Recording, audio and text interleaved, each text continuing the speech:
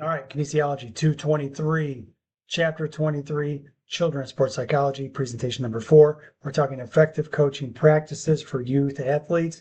And you have these coaching young athletes implications for practice around 582 to 584.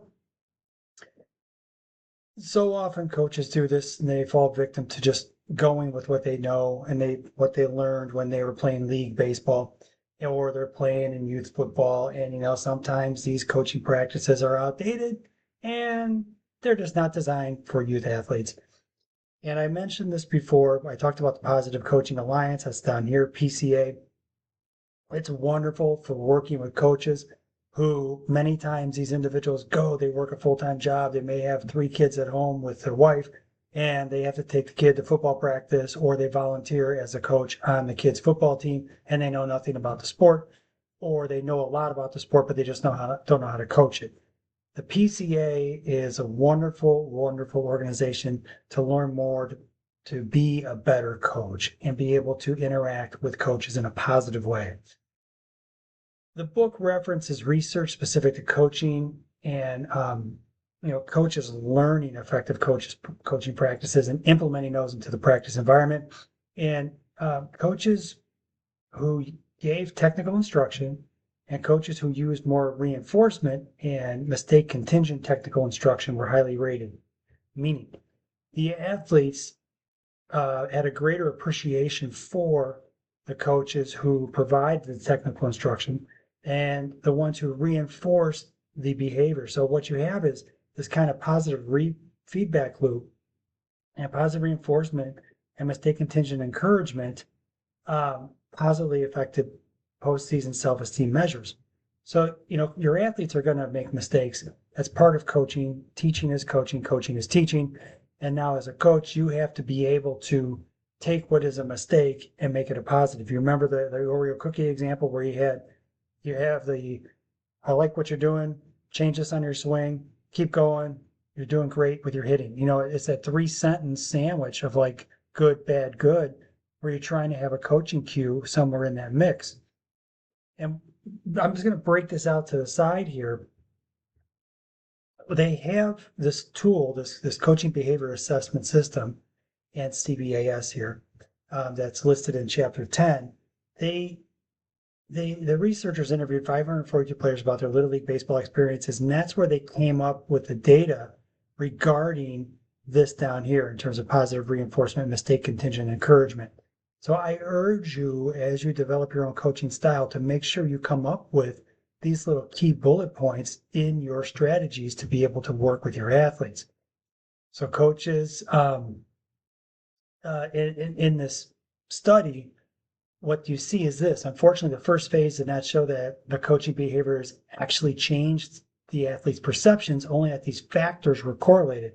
So in the second phase, they assigned 32 baseball coaches either to a control, in which they coached as they always have done, or to an experimental coaching program in which they received training based on results of the first phase.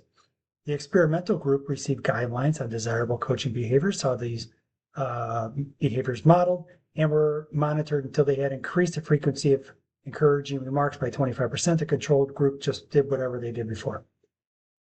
Now, when you look at this, compared to the players in the control group, the players in the experimental group rated their coaches as better teachers, and they liked their teammates better, etc. So what you see here is the experimental group, by just having a little bit more encouraging remarks, 25% more, it increased things like they like their coaches more. They show greater positive change in self-esteem. In this part of the research, this 2-step or second step in the research process, identified that coaching behaviors, they're associated with positive psychological development in children. So I say it again and again and again.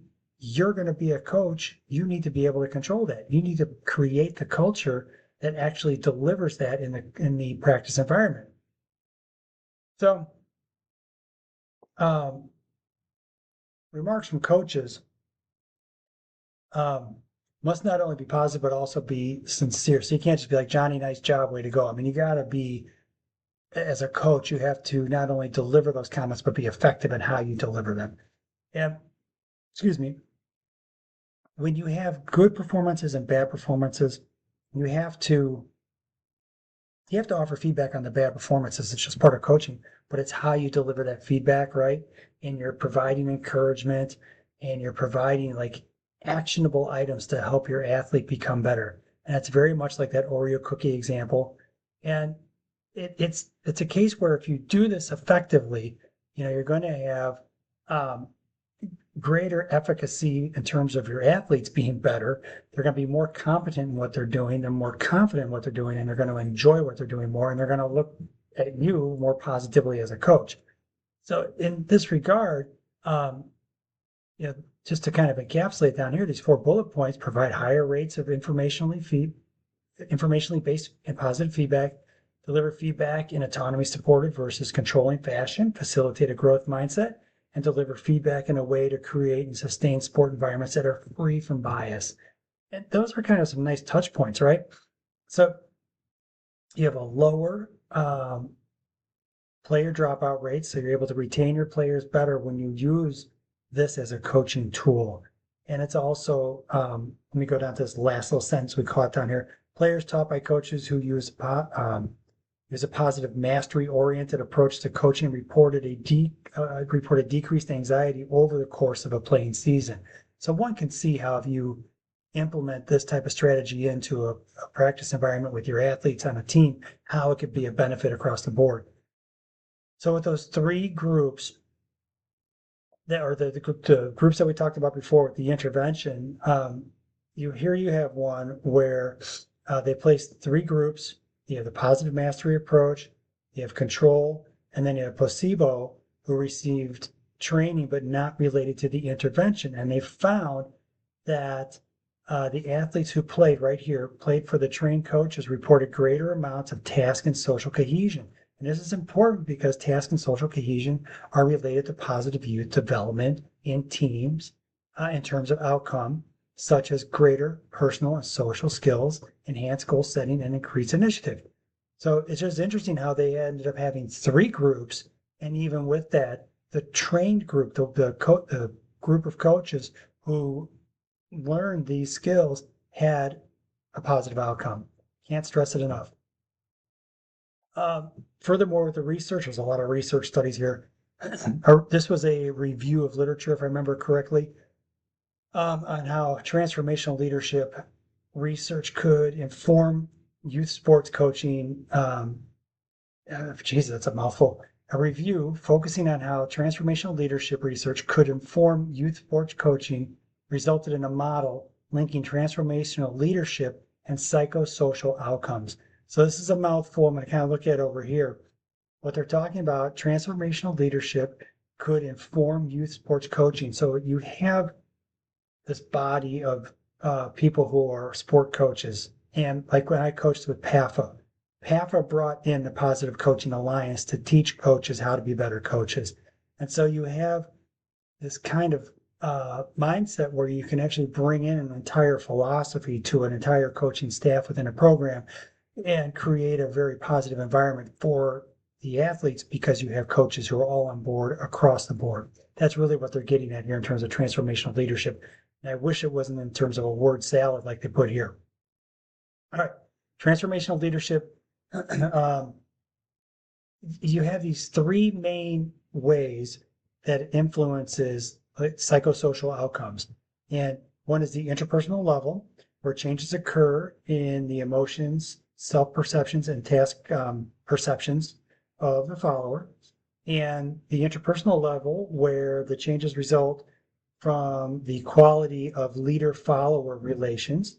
And then you have the environmental level, resulting in team climate and culture changes.